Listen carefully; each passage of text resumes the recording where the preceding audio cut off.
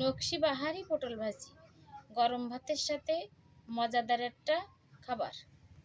নমস্কার বন্ধুরা, ফ্যামিলি কিচেনে সবাইকে স্বাগত জানিয়ে আমি আবার একটা নতুন ভিডিও নিয়ে আপনাদের মাঝে হাজির হয়েছি। আজকে আমি বানাবো নকশি বাহারি পটল ভাজি।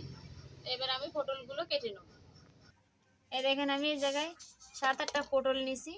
পটলগুলোর এবার আমি কোনোটা ছালবো, কোনোটা এডে নকশা বানাবো।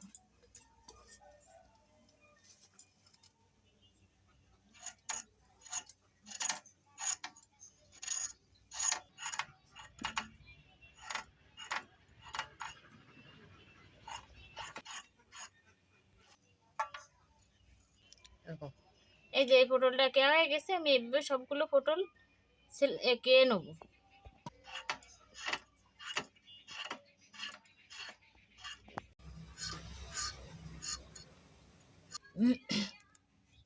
এবার আমি পটলগুলো ছেলে নেব। আগে কটা কেটে নিছি, এবার আর কটা আমি ছেলে নেব।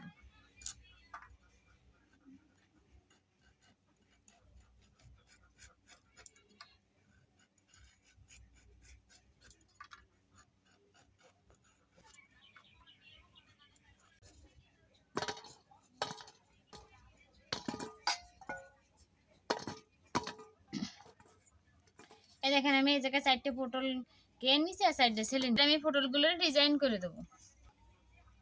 এরকম ছোট ছোট করে কেটে কেটে দিলে দেখবেন পটলের সুন্দর একটা ডিজাইন আসে।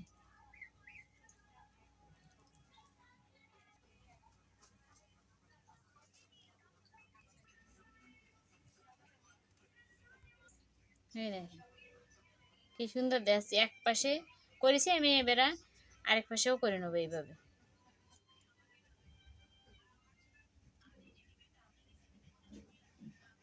দেখেন আমি দুই পাশে সুন্দর করে কেচে নিছি। এরকম করে আমি সবগুলো পটল কেচে নেব।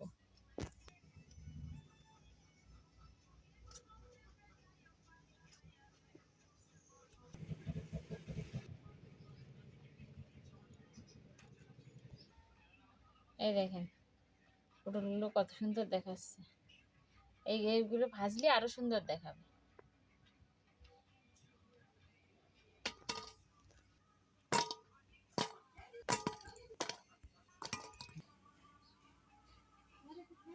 দেখেন আমার পটলগুলো সব কেচে নিচ্ছি। এবার আমি পটলগুলো ভালো করে ধুয়ে নেব।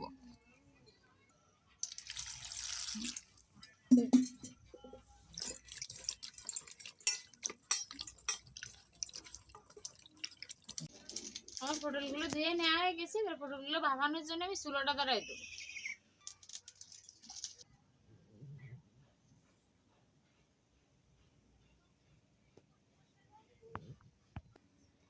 এবার আমি পটলগুলো ভাপায় নেওয়ার জন্য কড়াইতে জল দিয়ে দেবো।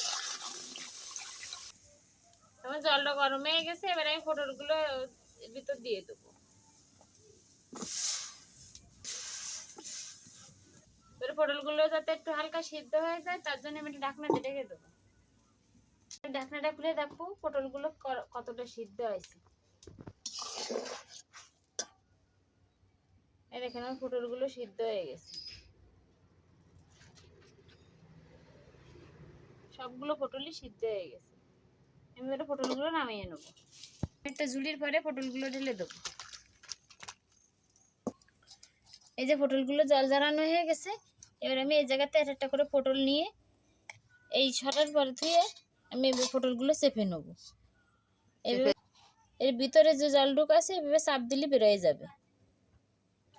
আর এই দেখেন চাপ দেওয়ার পরে দেখেন ফুলগুলো কত সুন্দর ফুটে ফুটে পড়েছে। এই দেখেন এরকম করে আমি সবগুলো পটল চেপে জল বের করে ফুলগুলো ফুটিয়ে নেব।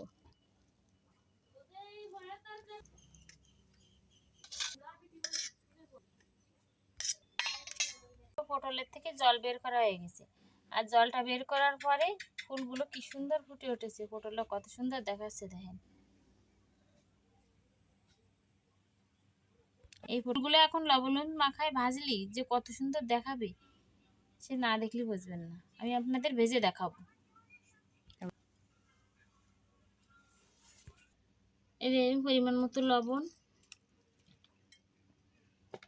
এই যে পরিমাণ মতন হলুদ, আমি এভাবে ছিটিয়ে দেওয়ার জন্য হাতে করে নিছি, চামচে করে দিলে এভাবে ছিটিয়ে দেওয়া যায় না। এবার আমি হাত দিয়ে ভালো করে মাখায় নেবো। এই যদি আমি ঝাঁকা টাকা দিই তাই এই ফুলগুলো দেখতে ভালো দেখাবে না, তাই আমি হাত দিয়ে আস্তে আস্তে করে লবণ হলুদটা পটলের সঙ্গে মাখাই দেবো। এই যে আমার সবগুলো পটল লবণ হলুদ মাখানো হয়ে গেছে। এবার আমি আস্তে আস্তে পটলগুলো সব ভেজে নেবো। এরকম পটল ভাজির জন্য কড়াইতে তেল দিয়ে দেবো। আমার তেল গরম হয়ে গেছে, এবার আমি একে একে পটলগুলো দিয়ে দেবো।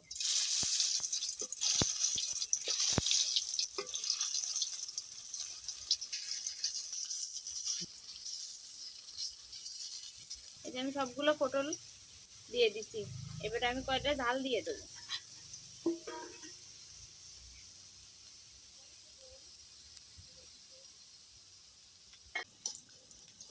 এই দেখুন আমার পটলগুলোর এই পাশ ভাজা হয়ে গেছে, এবার আমি আরেক পাশে উল্টোই দেবো।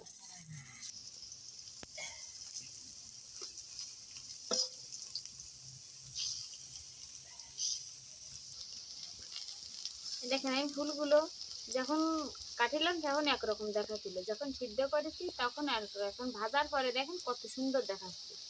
এই পাশটা ভাজি হয়ে গেছে, তাই দেখেন ফুলগুলো কত সুন্দর ফুটে পড়েছে।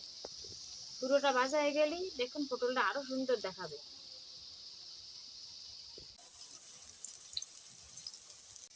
এই দেখেন আমার পটলগুলো ভাজা হয়ে গেছে, কোনোটা একটু লাল লাল হয়ে গেছে। একটু লাল লাল পটলগুলো ভাজি হলে ভালো লাগে, ভাজাটা একটু বেশি হলে গ্রানটা লাগে বেশি। তাই আমি এবার পটলগুলো একটা প্লেটে নামাই নেব।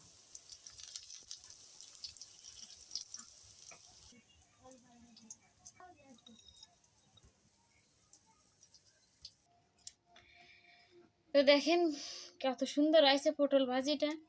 এইরকম পটল ভাজি যদি সকালে হয় তাই এক থাল ভাত নিমিশে খাওয়া যায়। তাই বাচ্চারা বা বড় মানুষ যারা পটলটা খেতে পছন্দ করে না, তাদেরকে এরকম করে ডিজাইন করে সুন্দর করে পটলটা ভাজি করে দেবেন, দেখবেন খেতেও সুন্দর লাগবে আর দেখতেও অনেকটা সুন্দর।